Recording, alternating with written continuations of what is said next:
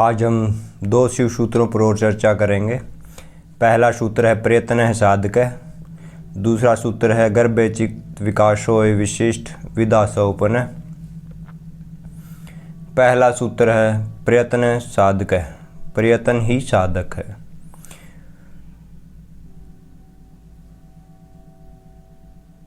प्रयत्न किसका? प्रयत्न है वासनाओं से ऊपर उठने का, पाताल लोक से ब्रह्म लोक तक की यात्रा।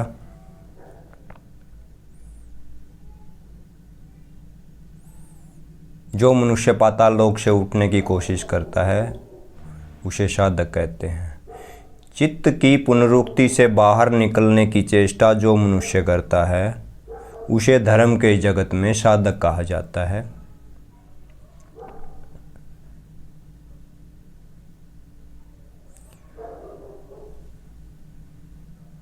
और जो निकल गया उसे सिद्ध कहा जाता है।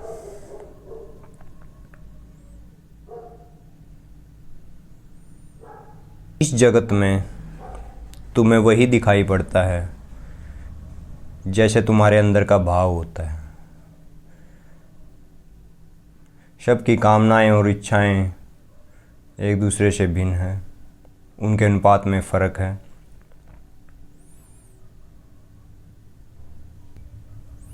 इस जगत में तुम्हें वही दिखाई पड़ता है जैसा तुम्हारे अंदर का भाव होता है।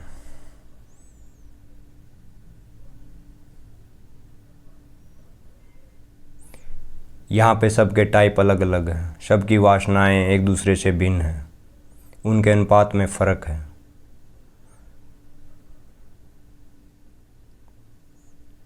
मतलब उनकी वासनाओं में भिन्नता है।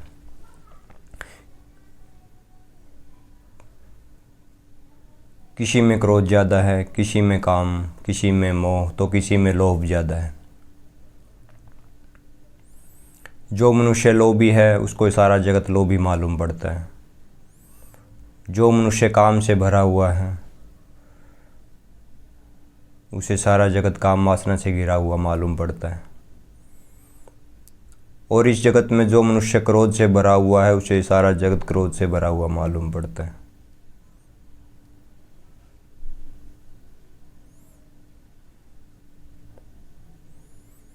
और जो मनुष्य प्रेम से, जिसका हृदय खिला हुआ है, जो प्रेम पूर्वक रहता है,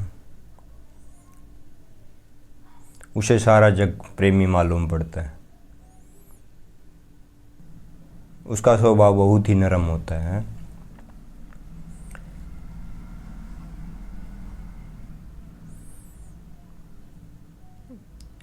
आपने देखा होगा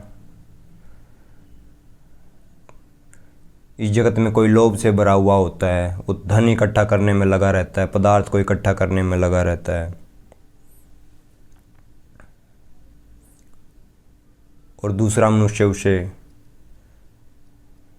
उसके स्वभाव को देख के कहता है कि देखो ये मनुष्य कितना लोभी है, देखो फला व्यक्ति कितना लोभी है।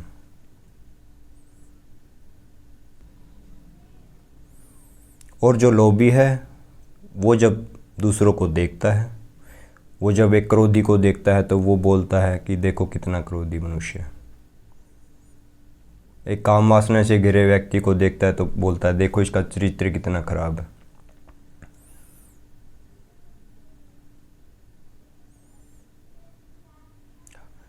हर मनुष्य की एक दूसरे पर नज़र है। उसे खुद नहीं पता होता कि उसका जो व्यक्तित्व है वो किस तरह का है। इस संसार में उसकी दौड़ किस प्रकार की है, उसकी नज़र दूसरों पर ही होती है।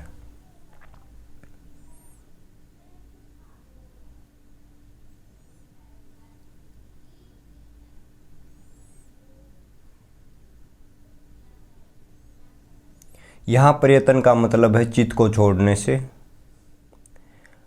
मन के पार जाने से। जब तुम मन के पार चले जाते हो, तुम्हारी वासनाएं, तुम्हारी इच्छाएं, तुम्हारी कामनाएं सारी समाप्त हो जाती हैं। तुम्हारा मन शुद्ध हो जाता है, कुछ करने को कुछ नहीं बचता।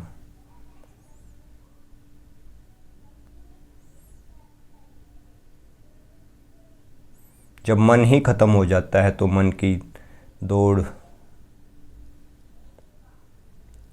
चित्त रुक जाता है, शांत हो जाता है। कोई मनुष्य तभी दौड़ता है जब उसे कुछ पाना होता है। इस जगत में जो मिलेगा वो छूटेगा।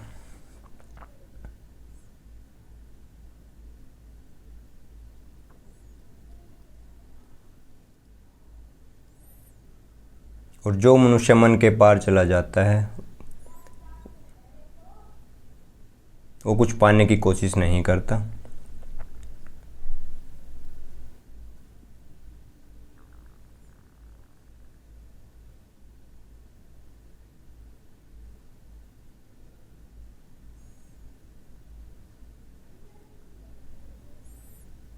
बात आती है एक साधक की।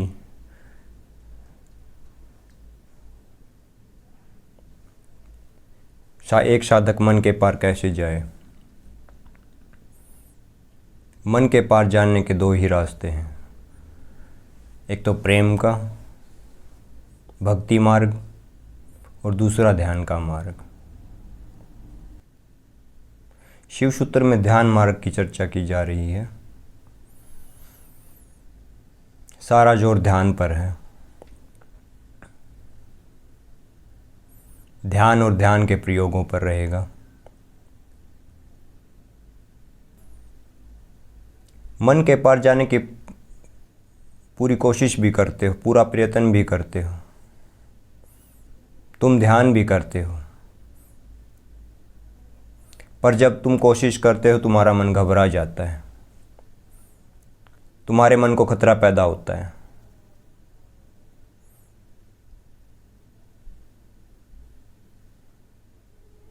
मन को लगता है अब मैं गया। फिर मन तुम्हें बहलाता है, फुसलाता है और मन को पूरे दांव पेच आते हैं। वो तुम्हें बहला लेता है, तुम्हें कह देता है अरे क्या कर रहे हो, अभी उम्र है थोड़ी मौज मस्ती करने की, ध्यान कर लेना, सारी उम्र बाकी है, बुढ़ापे में क्या करोगे, ध्यान ही तो करना है। तुम फिर से उसके बहकावे में आ जाते हो, फिर से वही पुनरुक्ति करने लग जाते हो। ध्यान तुम्हारी आदतों को छुटवाता है और मन तुम्हें तुम्हारी आदतों में फिर वापस ले जाता है और वापस ले जाने की पूरी कोशिश करता है।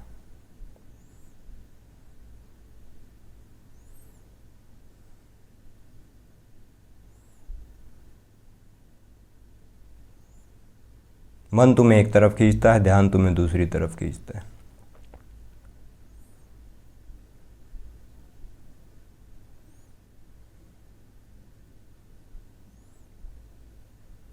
फिर मन तुम्हें बहला लेता है, तुम फिर से चित्त पर सवार हो जाते हो।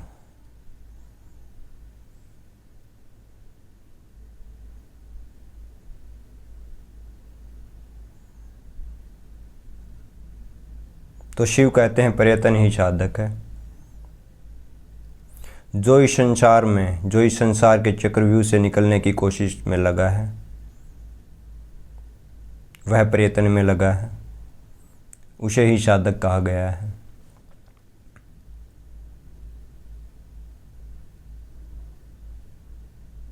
साधना पथ पर कई साधक रास्ते में ही रुक जाते हैं। वो अपनी ज़िंदगी से फिर से संतुष्ट हो जाते हैं। वो 2 कदम तो चलते हैं, वो फिर रुक जाते हैं। मैंने देखा है कई सन्यासियों को,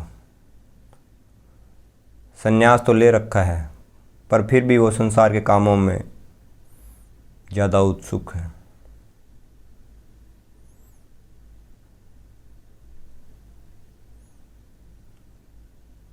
मैंने उनसे कई बार बातें भी की हैं।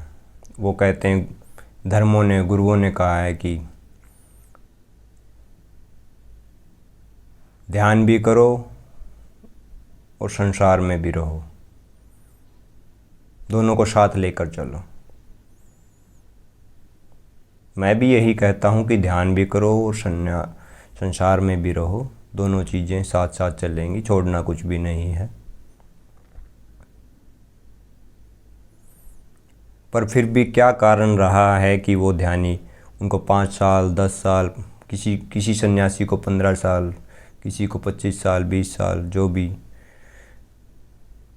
जब उन्होंने संन्यास लिया था और साधना के सफ़र में वो जितना सफ़र तय करके आए हैं, आज भी वो वही खड़े हैं, उनमें कोई भी बदलाव नहीं है। उनकी कामनाएं, उनकी इच्छाएं आज भी वैसे ही जीवित हैं जिस समय उन्होंने संन्यास लिया था।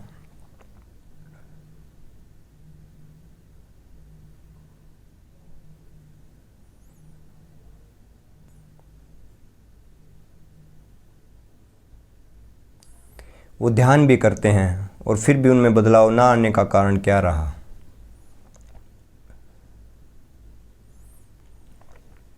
देखो, ध्यान और संसार दोनों को साथ लो, पर ध्यान आपका प्रथम हो और संसार आपका द्वितीय। लेकिन आप क्या करते हो? आप संसार को प्रथम स्थान पर रखते हो और ध्यान को द्वितीय स्थान पर रख रहे हो।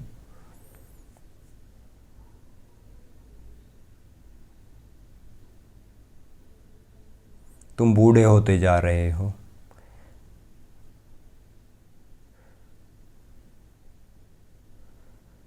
तुम अब भी घर के जो मुखिया उसकी जिम्मेवारी को लेके बैठे हो। तुमसे जिम्मेवारियां नहीं छोड़ी जा रही है।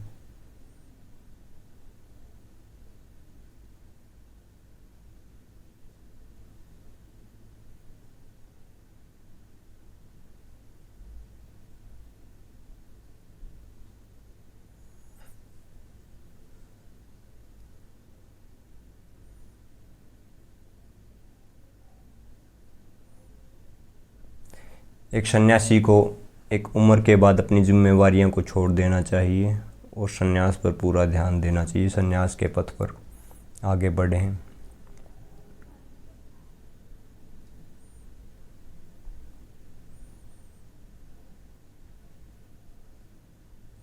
अगर आप संसार और घर में लिप्त रहेंगे तो संन्यास को पूरा अपने अंदर नहीं घटा पाएंगे।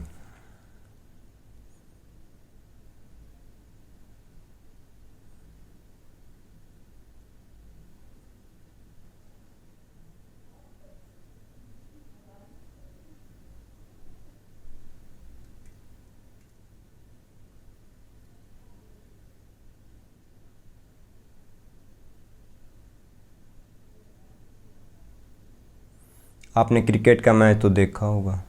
एक ओपनिंग बल्लेबाज को अगर कोई टीम दूसरे नंबर पर उतार देती है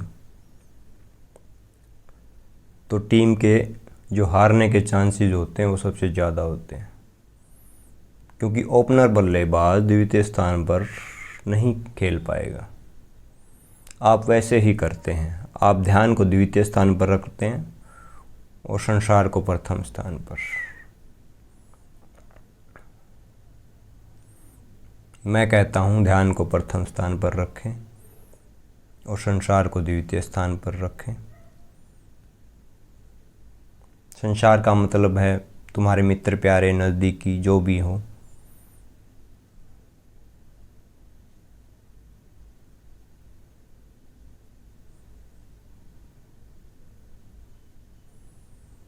तुम एक बात समझो, अगर तुम तुम्हारे मित्र को बोलते हो कि आओ मित्र हम ध्यान करते हैं, तो क्या तुम्हारे कहने पर वो ध्यान कर लेता है? वो नहीं करेगा ध्यान।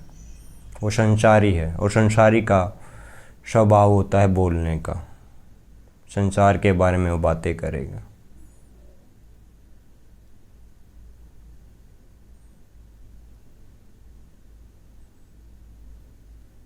उसका काम होता है सारा दिन इधर उधर की बातें करना। उसका मतलब होता है बोलने से। और जब आप उस संगति में बैठेंगे तो आपको भी बोलना पड़ेगा, और जब आप बोलेंगे तो आपके एनर्जी लेवल कम आएगा, फिर आप ध्यान करने बैठेंगे तो आप ध्यान नहीं कर पाएंगे, आपके शरीर में थकावट आ जाएगी। फिर आप आराम को ही जाने का मन होगा आपका, आप आराम में ही जाएंगे, आप नींद में चले जाएंगे।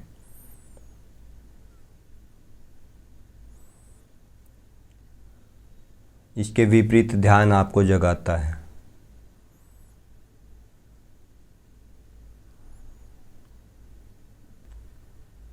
तुम ध्यान भी करते हो और ध्यान करते हो तो ध्यान से बोर भी हो जाते हो, फिर तुम ध्यान को 10 दिन 5 दिन के लिए छोड़ देते हो, फिर संसार में चले जाते हो, फिर संसार में जाते हो तो वहाँ से दुखी हो जाते हो, परेशान हो जाते हो, फिर वहाँ से वापस आते हो, फिर ध्यान करने का आपका मन होता है। आप ऐसे डोलते हो दो छोरों पर, कभी ध्यान में कभी संसार में। आपने ध्यान को काम बना लिया है।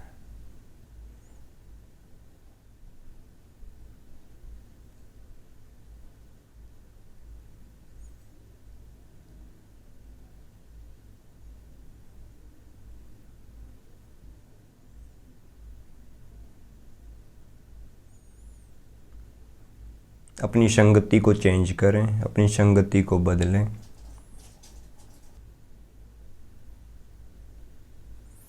आप अपना निरीक्षण करें, आप अपने को खाली बैठने का समय दें। अगर आप संसार में लिप्त रहेंगे तो अपने को वक्त नहीं दे पाएंगे, अपने को समझने का मौका बहुत कम मिलेगा आपको।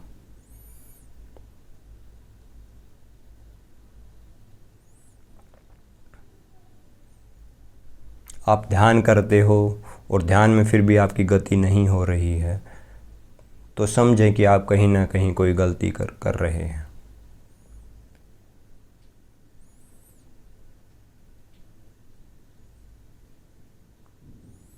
कोई तो रास्ता है जो आपने गलत चुन लिया है, और इस समस्या का हल गुरु के पास है। आप गुरु के पास जाएं, उसके पास बैठें। अगर आप अकेले घर में ध्यान करेंगे, कहीं भी बैठ के ध्यान करेंगे तो हो सकता है आपकी ध्यान में गति ना हो पाए। आप संगति को चुनें, आप ध्यान भी किसी गुरु के पास जाकर ही बैठें, तब ध्यान करें।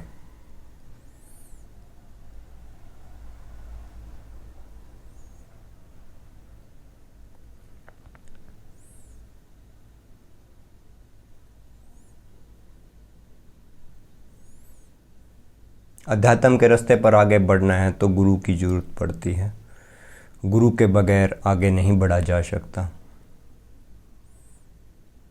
तो समय निकालें, गुरु के पास जाएं, बैठें।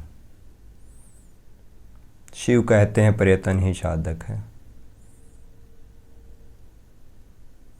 अपने प्रयत्न को मत छोड़ें।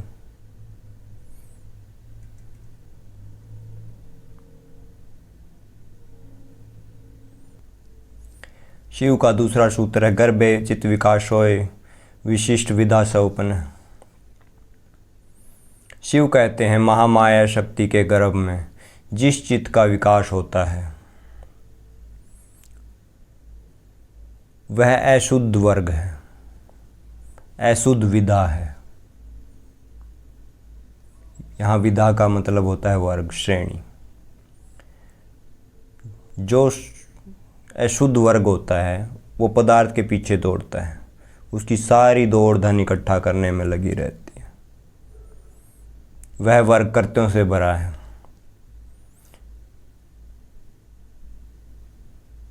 उन्हें इस जगत में कुछ भी मिल जाए, बात यहाँ पर धन इकट्ठा करने की है। कोई चोरी करके धन इकट्ठा कर रहा है, कोई राम नाम का नाम लेके धन इकट्ठा कर रहा है।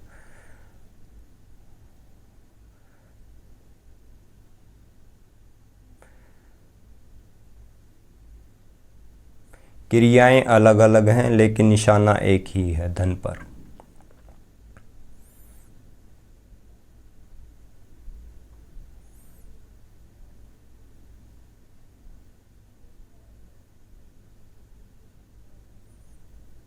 इसलिए शिव कहते हैं इस जगत में किए गए अच्छे कर्म या फिर बुरे कर्म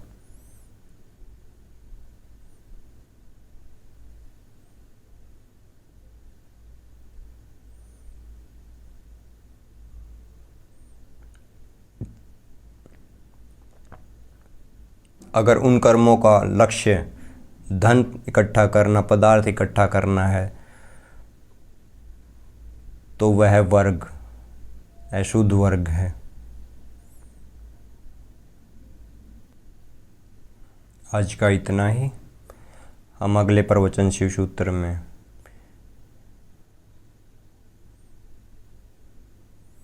गुरु उपाय सूत्र पर व्याख्या करेंगे। नमस्कार।